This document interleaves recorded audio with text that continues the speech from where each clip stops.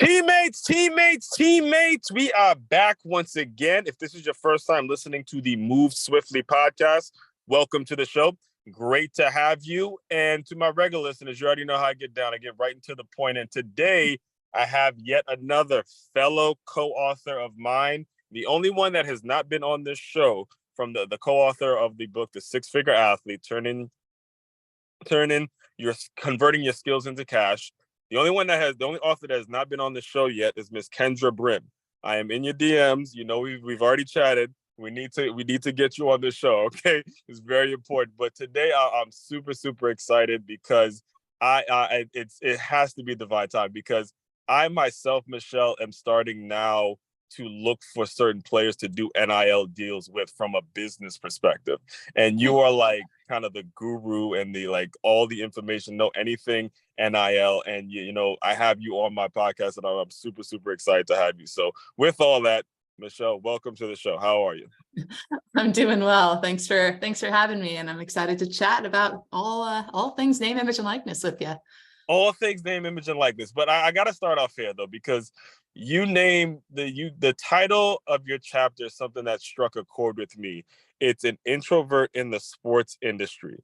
Can you just take us back a little bit into why you went there? Because I myself, you may not know this, but I myself have been an introvert in the past. And, you know, in order for me to do the kinds of things and do the work that I'm doing now, I had to jump out of that.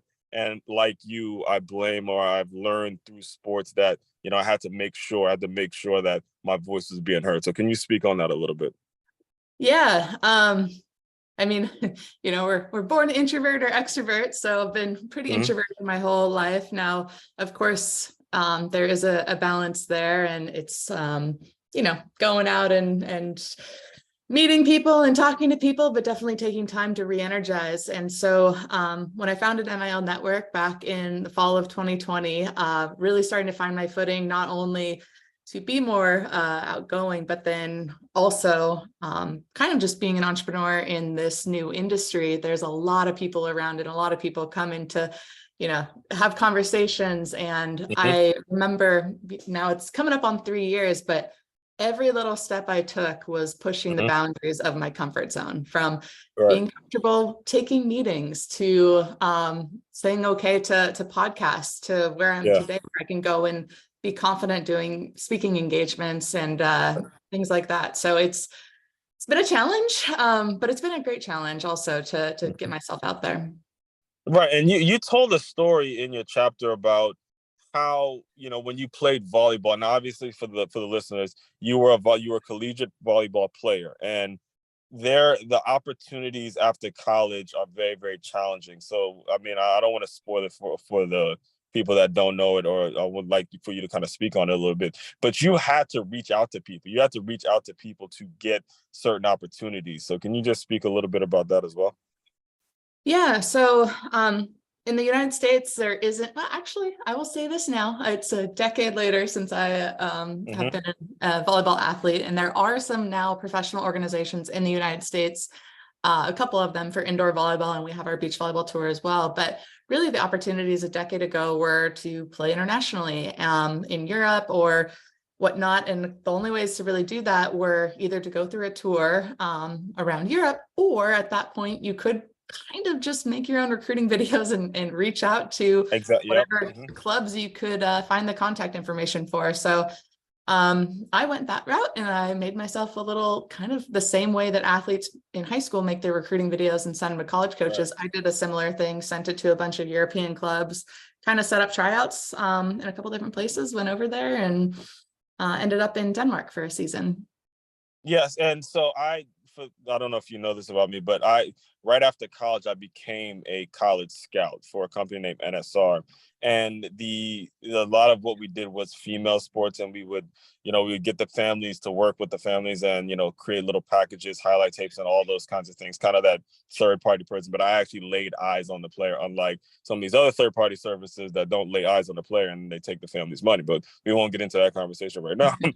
But what I learned in that, being a former football guy, is, you know, when you're talking about female sports, this industry, this NIL industry, I feel like you guys are a little more suited to deal with everything that comes with it.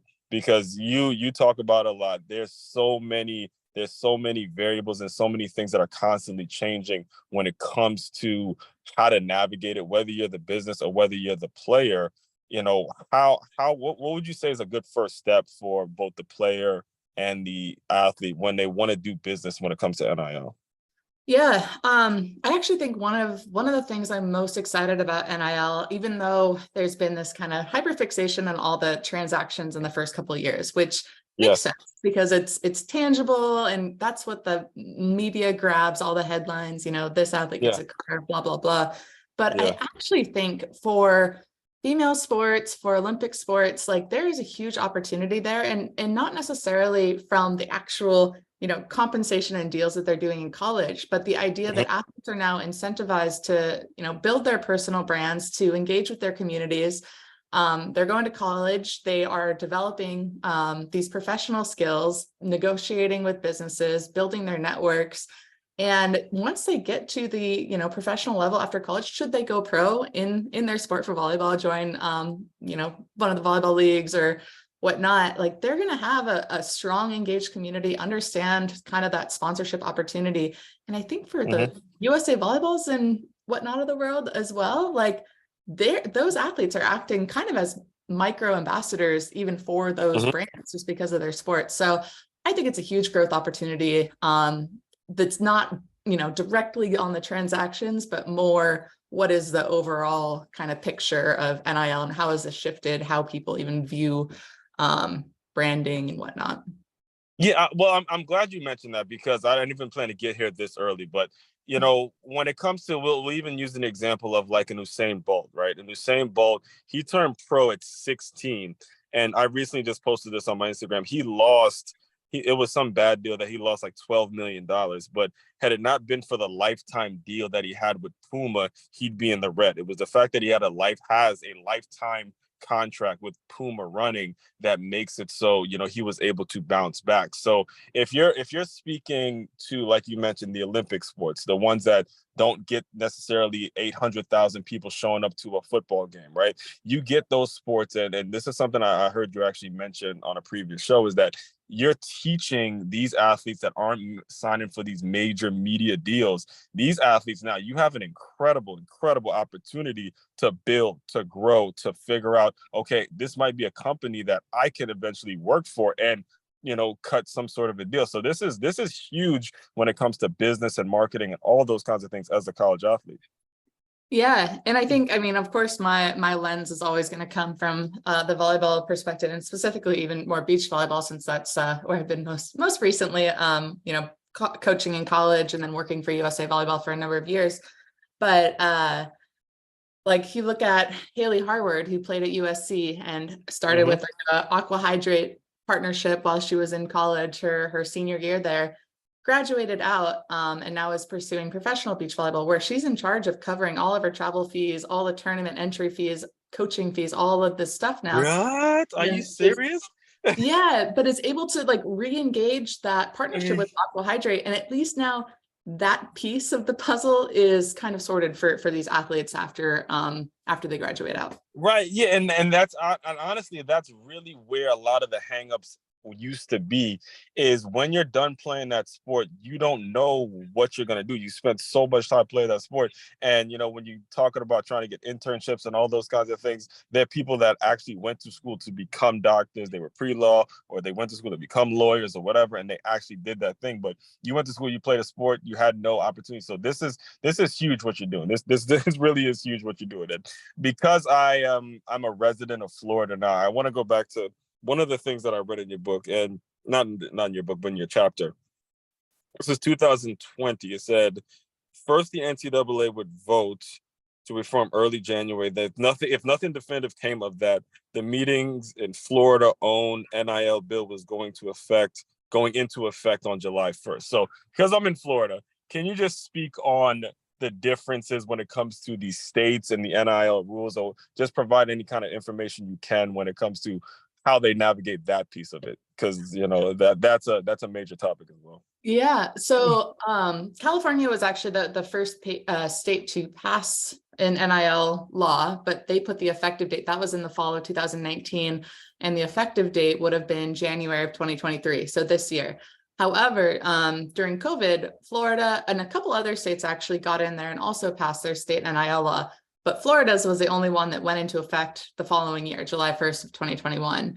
And so what that did was really put a lot of pressure on the NCAA to change their rules across the country, because you can't have just one state that has rights for athletes and not all the other ones. But yeah, that's what I was going to ask, because there's so many, like, that's going to probably sway the kid's decision on where to go to school. Like Florida would have, I mean, it's already packed as it is, but Florida was the only place. It probably would have gotten a whole lot more.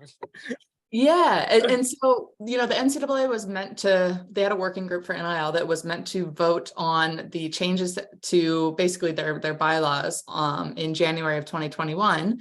However, the Department of Justice pretty much went to the then president, Mark Emmert, and said, hey, if you pass this as it is, like, we're going to have serious antitrust implications. Now, I'm not an attorney. I don't know all the ins and outs of what this means, but basically it made the NCAA say, nope, we are backing up from this. We are going to table this until, like, pretty much indefinitely. And after that happened, that's when all of the other SEC states, so Georgia and Alabama, Mississippi, like, all kind of panicked and were like, we have to have this, otherwise we're going to lose this massive recruiting advantage to Florida. Nobody wants that. Just kidding. And so the thing is, I'm from Maryland, so I moved to Florida because of the football and the fitness, but my heart's always going to be I'm a Maryland guy. Okay.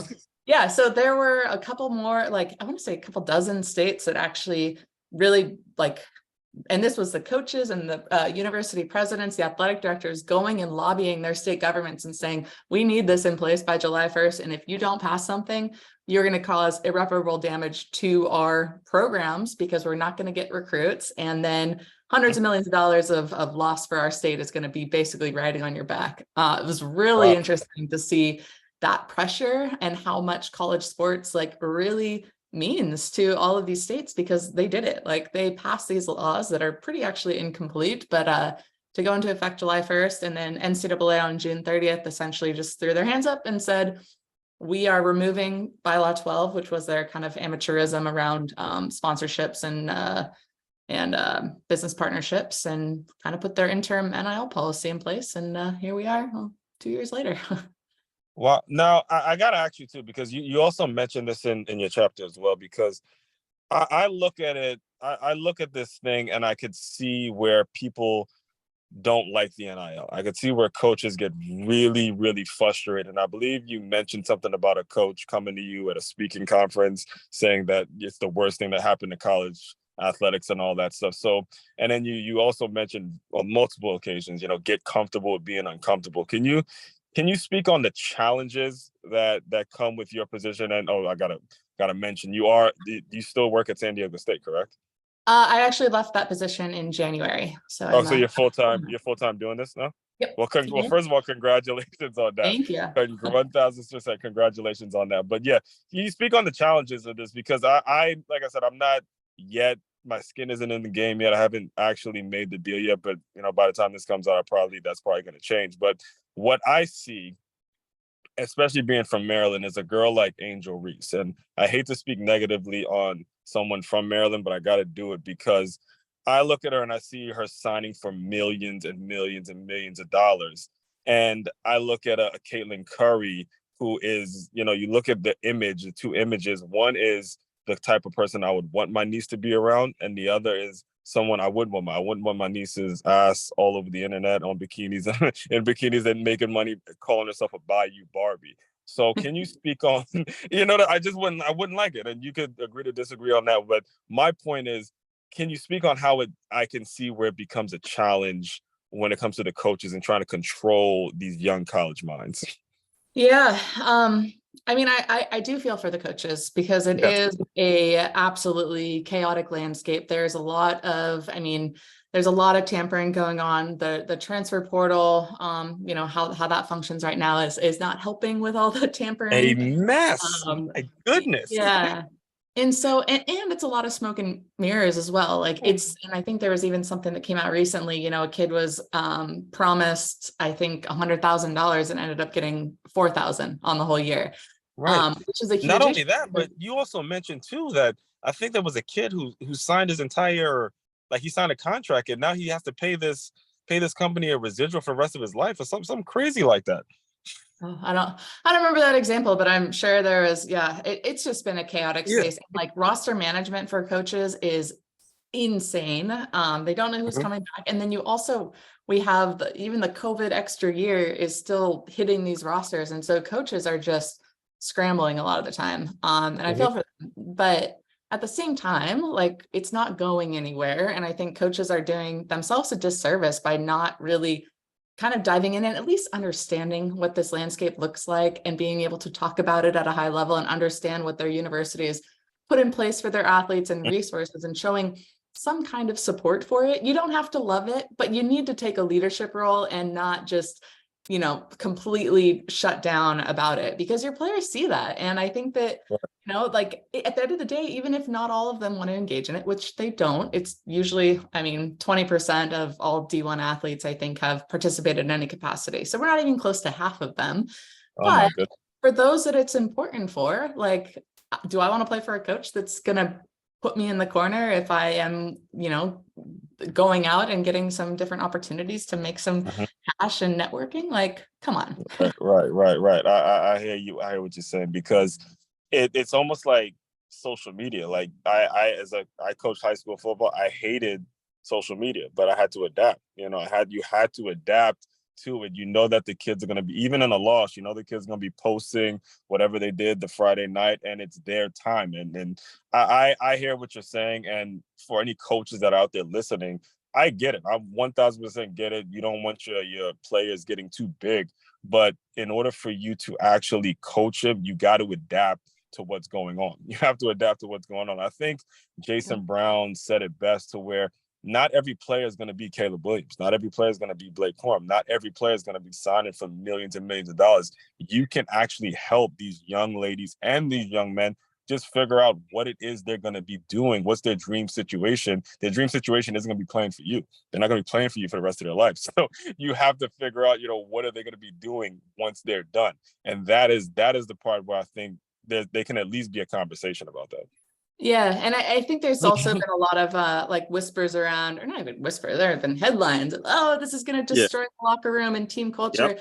And I rebut that to coaches and go, well, what was your team culture like before? Because if you aren't taking a leadership role and setting standards around when is it appropriate to talk about NIL? When can athletes record content? If you don't want them doing it in the locker room, that's fine. It makes sense, but say it, set the standard. And so athletes that aren't participating and the ones that are don't feel like they have to clash because there are rules top down from leadership, from their coaching staff. And you can work with your players too on setting that kind of standard, but I think it needs to be addressed or you might have some problems. Right. And the thing is too, like you got to think about how the coaches get their salary paid. It's because Gatorade comes in and they sponsor the team. You get a piece of the sponsorship that gets, so you get, that's how your salary gets paid. Why is it an issue that, if you're going to help these young players figure out how the game works? I don't see that. Maybe it's because of the coaches I played for. They were all about their business. I played for programs that were like grassroots and became nationally known. And I had coaches that were never too good to talk to anyone. Whether it was business, whether it was a fan, was a donor, whatever, they were always going to have a conversation. They were never going to put a player in a situation where they were worse off before they came in because they think that the player is going to lose focus or whatever it is. So, I didn't even know that you had left and you're doing this full time now. So I guess can you talk about that transition a little bit? This is completely new to me. I'm still thinking you're at San Diego State. So this is awesome. Yeah. So it's been a couple of months now. It's a big joke. I'm like, I had to leave San Diego State because I just really hate March Madness runs. I just think they're not fun to be around. March Madness who? March Madness runs because San Diego State went so deep in the tournament. Oh yeah. I forgot about that. No, but I was so happy. Well, the thing is too, the FAU game was pretty heartbreaking too. Yeah. I mean, the whole run was very, very exciting for the guys. UConn, I mean, shoot, they ran through everybody, but yeah. So left San Diego State in January, basically because, I mean, it was, I say my year of 2022 was the year I did nothing but NIL. Right. So I needed just a better work-life balance. I was ready to launch a couple different services and on NIL network, and really just, it's been 2 years, and it's like, if I need to give this the best shot I can and see if I can make it into a sustainable business. And honestly, if I can't, then I should probably find something else to do, because it's just not a healthy lifestyle to be spending so much time kind of burning the what is it called, candle on both ends, I guess. So were they like conflicting though? Like, did you find yourself getting pulled in a direction where, or making decisions where, is this going to be best for NIL network or best for San Diego State?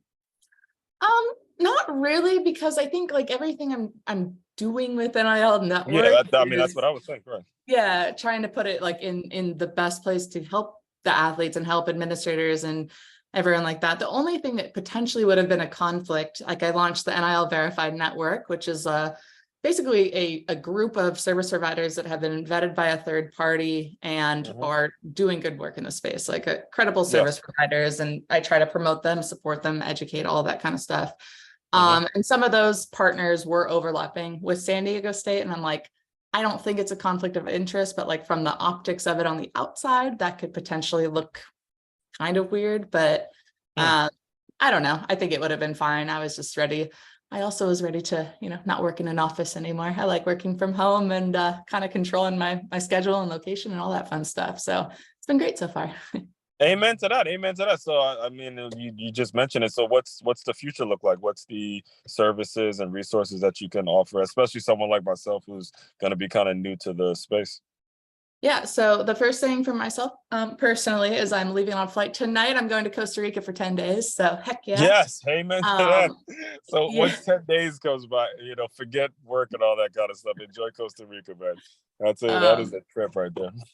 Yeah, so with NIL Network and what like the services that I've put together, I'm really trying to like meet the friction points that I see in the industry. So for NIL Verified Network, I saw a lot of friction between these credible service providers who are working with athletes and then the athletes and admins. Like these companies were having a hard time differentiating themselves from other startups, gaining the trust of athletes and admins. And then athletes and admins over here were having a hard time, learning who to trust and who is a good company in the space. It's so startup heavy that nobody really has a foundation of credibility, I guess, yet. So trying to marry those two together. So Verified Network, was that like, can you give us an example? Was that like a company coming in and you would verify them to say this to this college player, this is something that's verified and that you can go with? Is that how it would work?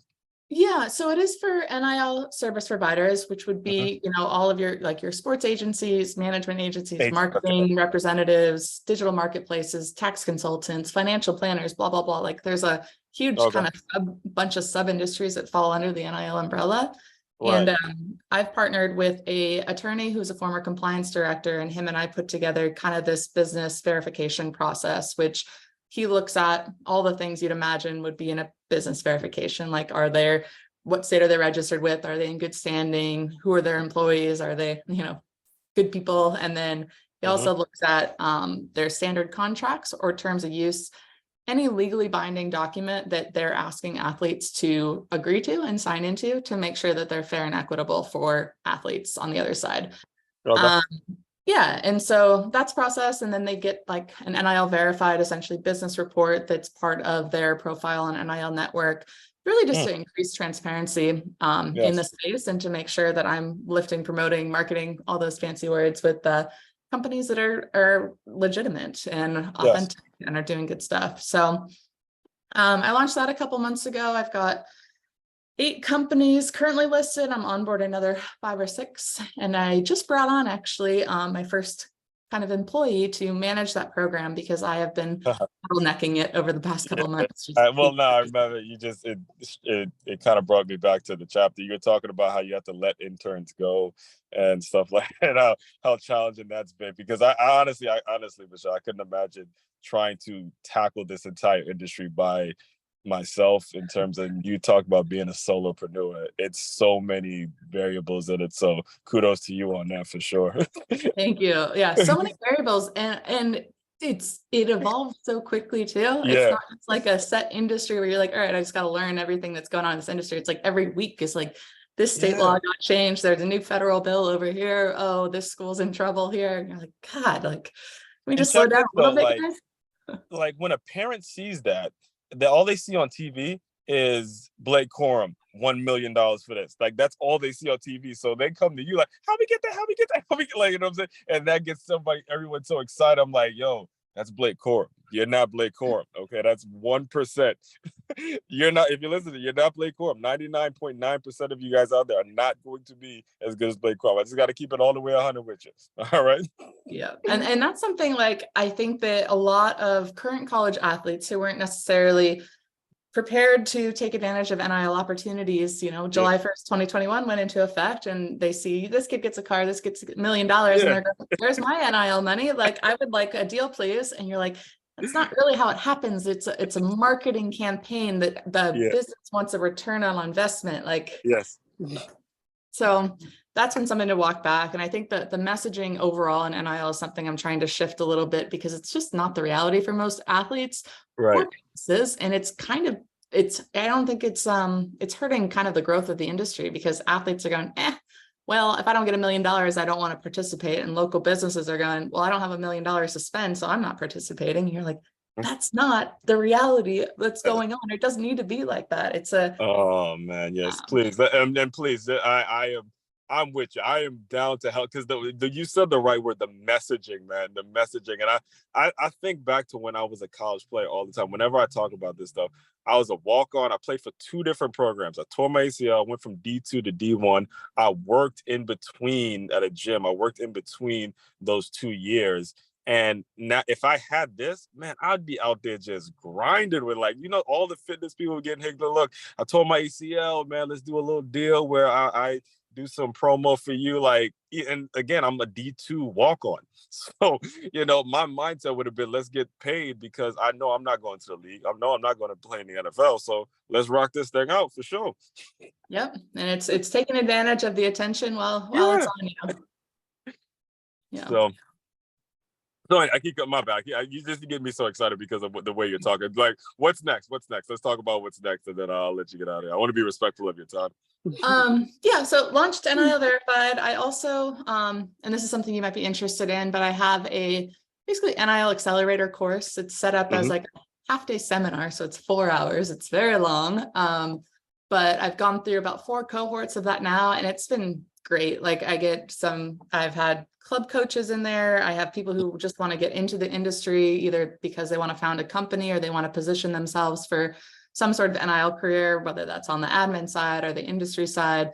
So that has been a really fun course to run. And then other than that, I'm also working with universities to help build out their NIL programs, because I think once you get outside the Power 5, there's a lot of schools that are just still not even acknowledging that NIL exists. And I'm going, come on, guys, we're 2 years in. At least build a landing page of NIL, put some information and resources up there so your athletes feel supported in this space. Like, you don't have to invest $50,000, $100,000 that some of these schools are paying for NIL resources, but like, you can do something.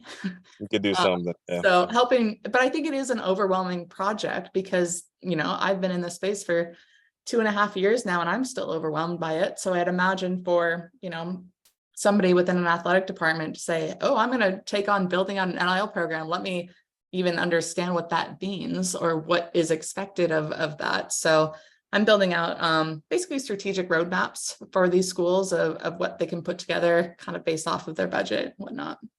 Okay. Yes. I'm personally excited. I'm excited that we got to connect. I'm excited that, we had this conversation, and I will definitely be sharing all this and I'm definitely down to do that course and all that. So please just keep me informed with everything you got going on. Next thing, can you just tell people how they can get in touch with you if they want more information? What's the best way of reaching you? Yeah, so website's nilnetwork.com, Instagram at nilnetwork. If you have specific questions about NIL, about once a month now, I'll host just these open Q&As where people can register and come on and ask their questions. And I kind of get people from all over the country and different areas of NIL, but it's definitely a fun discussion and meeting place for those who have just a few questions that they want to get help with. Excellent. And I will include all that in the show notes as well. So Michelle, the way I close out all the shows is I want you to use your imagination for a little bit and pretend that young volleyball Michelle is just come into the Zoom room and she's here. She's just kind of wet behind the ears. And I just want you to speak some words of encouragement to her, and we'll officially close with that. Words of encouragement in life or on NIL or whatever. Honestly, now it probably could be both, because it's here. I mean, it's here. It could probably be both. Whatever you would say, whatever you would tell your former self. Yeah, I guess it would probably be more. I mean, it works for NIL as well, but it's as we touched on in the beginning, it's like just not to be like Nike, but just do it. Just ask for the meetings, put yourself out there. The worst you can get told is no. And I mean, for most part, it's either a small pivot if you get told no, or you get told yes, and you get to keep pushing forward and pursuing your goals and what you want to do with your life. So I think that a lot of people, unfortunately, are just a little timid in that step because they don't, I don't know, but it's something that it didn't come naturally to me, I guess, as a younger adult. And I'm happy with where I'm at now. That's it. That was perfect, man. All right. Cool. Fellow teammates, continue to move swiftly. We will talk more soon. Thank you.